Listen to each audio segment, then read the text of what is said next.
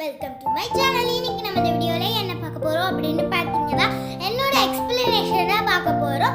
வாங்க இப்ப வீடியோக்குள்ள போலாம். வீடியோக்குள்ள போறதுக்கு முன்னாடி லைக் பண்ணுங்க, ஷேர் பண்ணுங்க, கமெண்ட் பண்ணி சப்ஸ்கிரைப் பண்ணி பக்கத்துக்கு பெல் ஐகானை கிளிக் பண்ணுங்க.